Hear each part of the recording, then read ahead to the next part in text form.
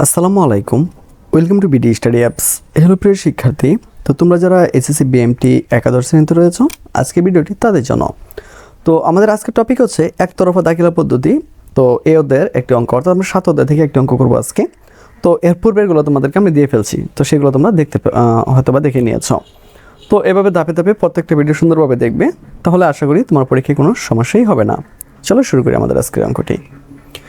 জনাব কাজল একজন খুচরা ব্যবসায়ী। তিনি তার হিসাবের বইগুলো যথাযথভাবে সংরক্ষণ করেন না। তার হিসাবের এখানে সম্পন্ন হবে না, এটা হবে সম্পদ ও দায়সমূহ। তো মনে রাখবা যে তোমার 1 জানুয়ারি 2018 এটা হচ্ছে মূলত ব্যবসাটা শুরু করছিল এই তারিখে, আর 31 ডিসেম্বর 2018 এখানে যে তার ব্যবসাটা সমাপ্ত হয়েছিল। তো আশা করি বুঝতে পেরেছো সাজেশনগুলো কেমন পড়ছিল এবং আমাদের রেজাল্টটা কেমন হয়েছিল। তো আমি প্রথমে যে রেজাল্টটা নিয়ে পরে কথা বলতেছি, আগে দেখিয়ে দিচ্ছি যে আমাদের সাজেশনগুলো কেমন পড়ছিল সেটা একটু দেখিয়ে দিতে চাই। তো একটু হিউম্যান ডিজিজ 2 পরীক্ষা কেমন হলো, সবাই পাস করবো, তো জাস্ট একটা পোস্ট করছিলাম, এখান থেকে একটু দেখিয়ে দিই। ইনশাল্লাহ আলহামদুলিল্লাহ খুব ভালো হয়েছে। অফিস ম্যানেজমেন্ট পরীক্ষা কবে হবে স্যার? বেশ ভালো হয়েছে স্যার। পরে দেখো অনেক ভালো হয়েছে, সব কমন পড়ছে ভাইয়া। তো আরও দেখাই, এটা হচ্ছে হিউম্যান রিসোর্স ছিল, এরপরে আমাদের আরও অনেক আছে। আরও দেখাই আমরা ব্যবসায়িক সংগঠন পরীক্ষা কেমন হয়েছে সবার, এখান থেকে একটু দেখাই। দেখো আলহামদুলিল্লাহ A+ স্যার, আলহামদুলিল্লাহ ভালো হয়েছে, ভালো আলহামদুলিল্লাহ 100% কমন, আলহামদুলিল্লাহ ভালো হয়েছে, শতভাগ কমন পড়ছে, ইনশাল্লাহ স্যার অনেক ভালো হয়েছে। তো এরকম তো শত কমেন্ট আছে, ঠিক আছে, শত কমেন্ট আছে। তাহলে তোমাদেরকে আরও দেখাই, আর মজা পাবে। দেখো মার্কেটিং নীতি ও প্রয়োগ 2 এই পরীক্ষা কেমন হয়েছে, আমি প্রশ্ন করেছিলাম ওদেরকে। তো তোমাদেরকে একটু কমেন্টটা দেখে দেখো, ইনশাল্লাহ A+ পাবো স্যার, এতে 100% কমন, আলহামদুলিল্লাহ। দেখো এই কমেন্টগুলো দেখলে কিন্তু মনে অনেক শান্তি পাওয়া যায়, ঠিক আছে। দেখো দেখছো, ওকে আরও দেখাই। এগুলো ক্লাস নিয়েছিলাম আমাদের নতুন ব্যাচ চলছে, ওইখানে তোমরা চাইলে অ্যাডমিশন নিতে পারবা। তা আমি আরও দেখাই, আরও আছে, অনেক আছে। তারপর দেখো ইংরেজি পরীক্ষা কেমন হলো, সবাই পাস করবা তো? একটু দেখো, মজা পাইবা। স্যার 35 থেকে 40 পাবো ইনশাল্লাহ, আলহামদুলিল্লাহ খুব ভালো হয়েছে স্যার, শুক্রিয়া ভাইজান, আলহামদুলিল্লাহ। জি আলহামদুলিল্লাহ ভালো হয়েছে স্যার, সব কিছু কমন করছে, বিশেষ করে গ্রাফ চার্ট ও সিপি দুইটা আগে লিখছি, ভালো স্যার, অনেক কিছু হুবহু কমন পেয়েছি, আলহামদুলিল্লাহ। তো দেখো এই যে এই কমেন্টগুলো যে তোমরা যদি একটু দেখো, তাহলে তোমরা বলছো ভালো স্যার, অনেক কমন পেয়েছি, হুবহু কমন পেয়েছি, A+ থাকবে ইনশাল্লাহ, আলহামদুলিল্লাহ ভালো হয়েছে স্যার, আলহামদুলিল্লাহ ভালো হয়েছে ভাইয়া। তো দেখো এইগুলো, এই দেখো A+।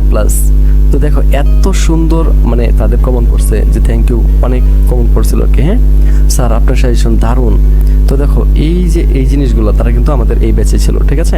তো আমাদের 2026 সালের ব্যাচ কিন্তু অলরেডি শুরু হয়ে গেছে, তো তুমি চাইলে আমাদের সাথে কন্ট্যাক্ট করে খুব দ্রুত এখানে এডমিশন নিতে পারবা। এখন দেখাই একটু রেজাল্টটা, মাত্র 10 জন কমেন্ট করছে, সবাই তো আর কমেন্ট করে নাই, একটু দেখাই দেই। 4.79, 4.38, 4.25, 4.1। তোমরা যে একটু ভালো করে খেয়াল করো, দেখো এখানে 4 পয়েন্টের নিচে কারো রেজাল্ট নাই, ঠিক আছে। আর সকলে তো এখানে তোমার কমেন্ট করেও নাই। তো ওরা সেরকম সুযোগ সুবিধা পাইছে 2026 সালে, এর চেয়ে আরও অনেক বেশি সুযোগ সুবিধা দেওয়া হবে।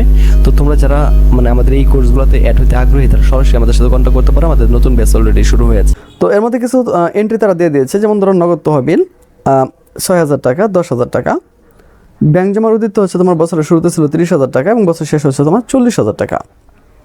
মজুদ পণ্য এখানে হচ্ছে 60,000 টাকা, আর বছর শেষে দাঁড়ায় সেটা 80,000 টাকা। প্রাপ্য হিসাব ছিল তোমার 50,000 টাকা, যেটা বছর শেষে দাঁড়াইছে কত 70,000 টাকা। প্রদয় হিসাব ছিল 35,000 টাকা, আর বছর শেষে সেটা দাঁড়াইছে তোমার 30,000 টাকা। তো আসবাবপত্র হচ্ছে তোমার 20,000 টাকা, আর বছর শেষে যায় সেটা 20,000 টাকাই ছিল। তো কলকাতা যন্ত্রপাতি তোমার বছর প্রথমে ছিল 1 লক্ষ টাকা এবং বছর শেষে যে দাঁড়াইছে তোমার 1 লক্ষ টাকায়। তো এনে তারা কিছু সমন্বয় আমাদেরকে দিয়ে দিয়েছে, এগুলো একটু আমরা মাথায় করে নেব, একটু বুঝে নেব, ঠিক আছে।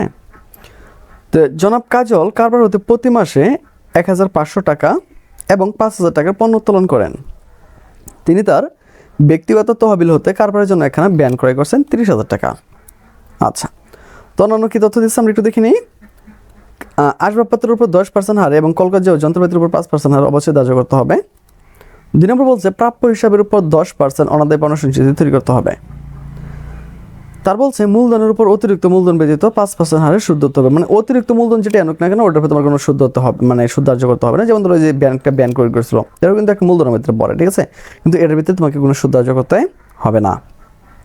তো এখানে তোমার করণীয় হিসাবে যেটা বলা হয়েছে সেটা বলছে 2018 সালে 31 ডিসেম্বর তারিখে সমাপ্ত বছরের জন্য লাভ লোকসান বিবরণী তৈরি করো। তো তোমাদেরকে মনে রাখতে হবে, তোমাদের যদি একতরফা থেকে এরকম কোনো অঙ্ক দেয়, লাভ লোকসান বের করার আগে তোমাকে প্রারম্ভিক মূলধন এবং সমাপনী মূলধনটা তোমাকে বের করে নিতে হবে। তো এর কিছু টেকনিক রয়েছে, সেটা হচ্ছে প্রাথমিক মোট সম্পদ অর্থাৎ প্রারম্ভিক মোট সম্পদ থেকে তুমি যদি প্রারম্ভিক মোট দায়টা বাদ দিয়ে দাও, তাহলে কিন্তু তোমার প্রারম্ভিক মূলধনটা বের হয়ে চলে আসবে। আর যদি প্রারম্ভিক সমাপনী মোট সম্পদ থেকে সমাপনী মোট দায়টা বের করে দাও, তাহলে কিন্তু তোমার সমাপনী মূলধনটা বেরিয়ে আসবে। তো আশা করি তোমরা বুঝতে পেরেছ। তো আমি এখানে লিখেও দিলাম যে মনে রাখতে হবে এই টাইপের অঙ্কগুলো করতে হলে প্রথমে প্রারম্ভিক ও সমাপনী মূলধন বের করে নিতে হবে। তো এখন আমরা সেটাই করব, চলো শুরু করি। তো এই জন্য যেটা করবো, এভাবে একটা গড় করে ফেলবো যে জনাব কাজলের প্রারম্ভিক ও সমাপনী মূলধন নয়। তোমরা ইচ্ছা করলে এই সম্পত্তির সমূহ এই পাশে লিখতে পারো, দায় সমূহ এই পাশে লিখতে পারো, এটা তোমার ব্যক্তিগত ব্যাপার, এটা যেন কোনো প্রবলেম হবে না। তো এর পাশে আমি দায় সমূহ লিখলাম, এর পাশে আমি সম্পত্তি সমূহ লিখলাম। তো দায় সমূহ দেখো, প্রদয় হিসাব কোনটা? এই যেটা বছরের প্রথম ছিল তোমার 35,000 টাকা, শেষ হচ্ছে তোমার 30,000 টাকা। তো এই দেখো 35,000 30,000 করে দিলাম। এরপরটা দেখি আমরা নগদ তহবিল, এটা হচ্ছে তোমার সম্পদ, আমরা সম্পত্তির পাশে নিয়ে যাবো। ব্যাংক জমা উদ্দিত এগুলো সম্পত্তির পাশে নিয়ে যাব। মজুদ পণ্য সবগুলো সম্পদ যে পাশে আছে ওই পাশে নিয়ে যাবো। প্রাপ্য হিসাব ওই পাশে নিয়ে যাবো। হ্যাঁ, এই দেখো আমি এই পাশে নিয়ে নিচ্ছি যে নগদ তহবিল, এই যে 6,000 10,000, বছরের প্রথম ছিল 6,000, শেষ হচ্ছে 10,000। ব্যাংক জমার উদ্দিত যে প্রথম শেষ, মজুদ পণ্য প্রথম শেষ, প্রাপ্য হিসাব প্রথম শেষ। আসবাবপত্র একইভাবে নিয়ে নিয়েছি, ঠিক আছে। কলকাতার যন্ত্রপাতি নিয়ে নিয়েছি এবং শেষে একটা ব্যানার ছিল সম্পদ হিসেবে, এই পাশে নিয়ে নিয়েছি। এখন আমরা যেটা করব, এই যে সবগুলো আছে না, সবগুলোর আমরা এই পাশে অ্যাড করব, মানে সবগুলো যোগ করে আমরা এনে নামাই দেবো, আর এই সবগুলোর যোগ করে আমরা এই পাশে নামাই দেবো। তো এখন কথা হচ্ছে, দেখো এই পাশে কিন্তু 2,66,000 হয়েছে, আর এই পাশে আছে 35,000 আর 30,000। এখন কি এই পাশে 2,66,000 হবে? হবে না তো। আর এটা মজার বিষয় হইতেছে, তোমরা জানো যে আমরা এই যে এই পাশে যেগুলো যোগ করে যেগুলো পাইছি, এই যে 2,66,000, এন থেকে আমি বিয়োগ করবো এই যে 35,000। বিয়োগ করার পরে আমার পার্থক্যটা আসছে 2,31,000। তো আমরা লিখবো মূলধন ও সম্পত্তি ও দায়, মূলধন আর কি সম্পত্তি ও দায়ের পার্থক্য। তো এই যে প্রারম্ভিক মূলধনে যে এটা ছিল কি তোমার প্রারম্ভিক মোট সম্পদ, ঠিক আছে। মোট সম্পদ থেকে আমরা কি করবো, এই যে এই পদ হিসাবটা আছে না, এটা বাদ দিয়ে দেবো। বাদ দিলে যে পার্থক্যটা চলে আসছে 2,31,000 টাকা। তখন এটার সাথে তুমি এটা অ্যাড করো, তাহলে তুমি 2,66,000 টাকা পাই যাবে। ঠিক একইভাবে 3,50,000 টাকা তুমি বিয়োগ করবো হচ্ছে 30,000 টাকা।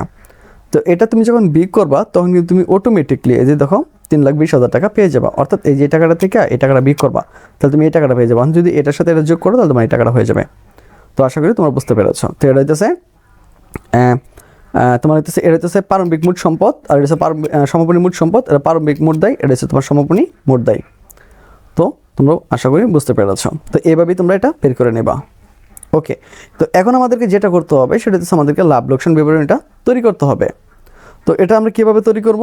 তো প্রথমে লিখবো আমরা লাভ লোকসান বিবরণী 31 ডিসেম্বর 2018। এ পাশে লিখবো ডেবিট, এ পাশে লিখবো আমরা ক্রেডিট।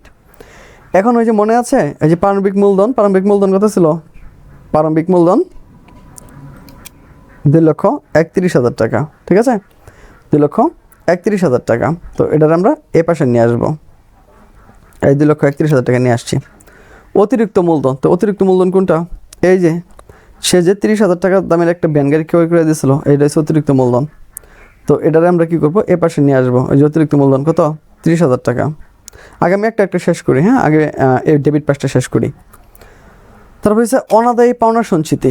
অনাদায়ী পাওনা সঞ্চিতি কোনটা? 7,000 টাকা তারা বলছিল না? অনাদায়ী পাওনা সঞ্চিতি ধরতে হবে, কোথায় জানি কথাটা বলছিল, এই যে প্রাপ্য হিসাবের উপর 10% অনাদায়ী পাওনা সঞ্চিতি ধরতে হবে। তো প্রাপ্য হিসাব কোনটা? যে 50,000 টাকা আছে, আবার 70,000 টাকাও আছে, ঠিক আছে। আবার তোমাকে বলছে কয় পার্সেন্ট ধরার জন্য? 10%। যেহেতু 10% এখানে ধরা হয়েছে, তো আমরা একটু দেখে নিই এখান থেকে।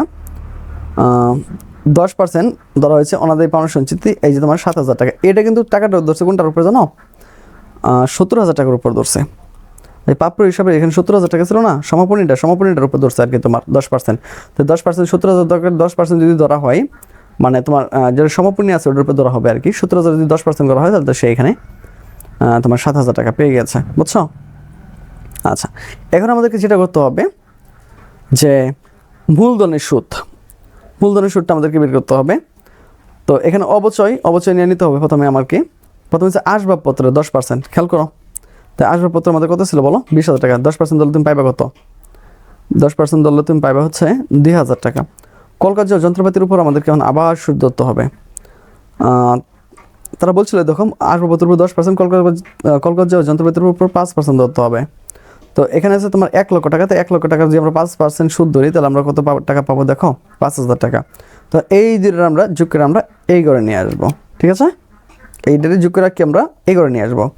এখন নিট লাভ এই হিসাবগুলো আমরা পরে দেখবো, এখন আমাদেরকে সম্পদের পাশে চলে যেতে হবে। দেখো সমাপনী মজুদ 3,20,000 টাকা, সমাপনী মজুদ কত 3,20,000 টাকা। এই যে এটা অঙ্ক, স্যার এটা কীভাবে হচ্ছে, কারণ বছরের প্রথমে যে সম্পদগুলো আছে ওই সম্পদ থেকে আমি বছরের প্রথমে দায়টা যদি আমি বিয়োগ করে দিই তাহলে আমার মূলধনটা বেরিয়ে আসবে, এটা হচ্ছে প্রারম্ভিক মূলধন। আর সমাপনীর ক্ষেত্রে সমাপনী মোট সম্পদ থেকে যদি সমাপনী মোট দায়টা আমি বিয়োগ করে দিই তাহলে আমার সমাপনী মূলধনটা চলে আসবে। তো এটা হচ্ছে প্রারম্ভিক মূলধন, এটা হচ্ছে সমাপনী মূলধন। তো আশা করি তোমরা বুঝতে পেরেছ। তো দেখো এটা হচ্ছে 3,20,000 টাকা। এখন উত্তোলনগুলো আমরা নিয়ে দেবো, মনে আছে ওই যে বলছিল 1,500 টাকা করে উত্তোলন করে প্রতি মাসে, তো এখানে হচ্ছে 18,000 টাকা। আর পণ্য উত্তোলন করে এটা হচ্ছে 5,000 টাকা।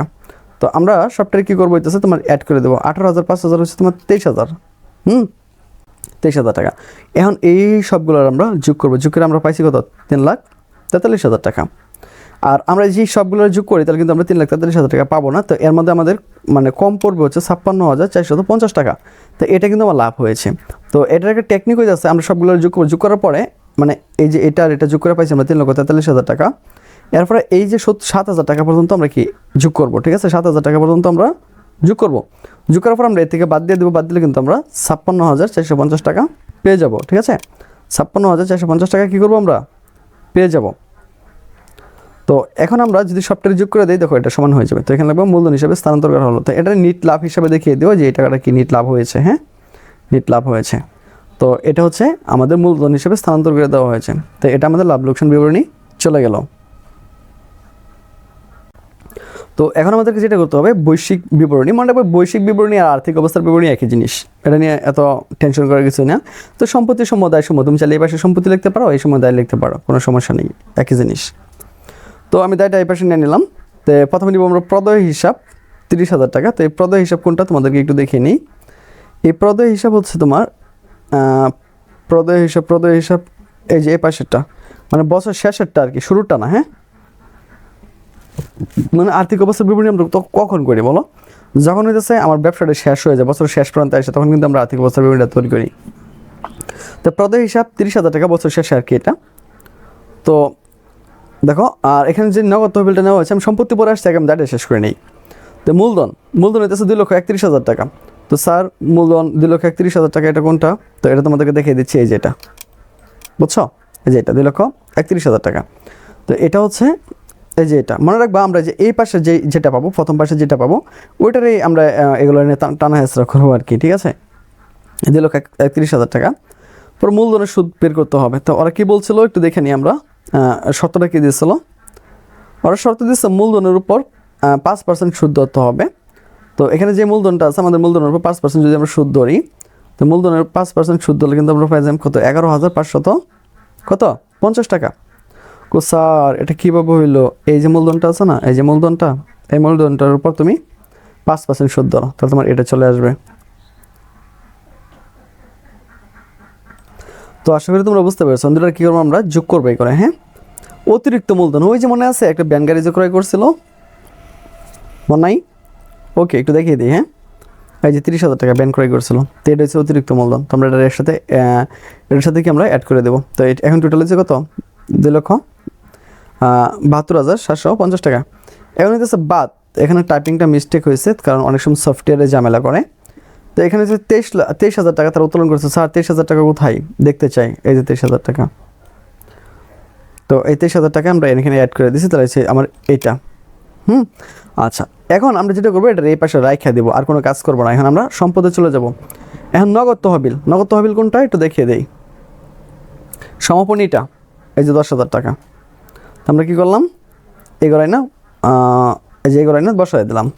পর ব্যাংক জমা উদ্দিত সমাপনীটা নিবা 40,000 টাকা, মজুদ পণ্য সমাপনীটা নিবা 80,000 টাকা। প্রাপ্য হিসাব এর মধ্যে কিন্তু তোমার 70,000 টাকা পাওয়ার কথা ছিল, কিন্তু বলছিল ওই যে মনে আছে প্রাপ্য হিসাবের কি বলছিল, বাদ দিতে হবে। এই যে প্রাপ্য হিসাবের উপর 10% অনাদায় সঞ্চিত ধরতে হবে। তো 70,000 10% কত হয়ে যাবে বলো, 7,000। তোমরা বাদ দিয়ে দিব, ওই যে 63,000। তারপরে আসবাবপত্র নিতে হবে, আসবাবপত্র অবশ্যই বাদ দিতে হবে তোমার, ওই যে বলে দিয়েছিল না, আমরা তো এখানে দেখে দিয়েছিলাম যে আসবাবপত্র অবশ্যই কোথায়, এই যে এটা 10% অবশ্যই। তো এটা আমরা এখানে বসাই দেবো, 2,000 টাকা বাদ দিয়ে দিচ্ছি আর কি, আসবাবপত্রতে হয়ে গেছে 18,000 টাকা। এরপর কলকাজের উপর আবার তোমাকে অবশ্যই ধরতে হবে, তো এই টাকাটা এখানে হয়ে গেল। ব্যান্ড ক্রয় করেছিল 30,000 টাকা, তো এটা এখানে নিয়ে নিলাম আর কি, ঠিক আছে। আর সবগুলোর তুমি যোগ করবা, যোগ করার পর তুমি পাইছো কত, 3,36,000 টাকা। এই 3,36,000 টাকা থেকে তোমার যেটা করতে হবে, এই যে কত আছে এটা সব মিলে কত হয়েছে বলো, 2,49,550 টাকা না, এটা এন থেকে বাদ দিয়ে দিবা 3,36,000 থেকে। তা তুমি পার্থক্য হয়েছে 56,450 টাকা, বুঝছো। তারপরে নিট লাভ, তো এটা এখানে নিয়ে আসবা, এটা এই করে নিয়ে আসবা। এই করে নিয়ে আসার পরে তুমি যদি এখন এই যে প্রদেয় মূলধন হিসাবে, প্রদেয় হিসাবের সাথে যদি তুমি এই টাকাটা যোগ দাও, যোগ করার সাথে সাথে কিন্তু তোমার এই টাকাটা হয়ে যাবে। তো এটা ছিল কিন্তু আমাদের বৈশ্বিক বিবরণী বা আর্থিক অবস্থার বিবরণী। তো আমি তোমাদেরকে বলবো যে অবশ্যই ভিডিওটি তোমরা 2-3 বার দেখে নিও, তাহলে আর কোনো সমস্যা থাকার কথা না। আর যদি কোনো সমস্যা থাকে অবশ্যই কমেন্ট করবো, আমি পরবর্তীতে এই বিষয় নিয়ে আরেকটা ভিডিও করে দেওয়ার চেষ্টা করবো। তো আজ এখান থেকে বিদায় নিচ্ছি, কথা হচ্ছে আবার একটা নতুন ভিডিওতে। সে পর্যন্ত সকলে ভালো থাকো, সুস্থ থাকো এবং সাথে থাকো বিডি স্টাডি অ্যাপসের।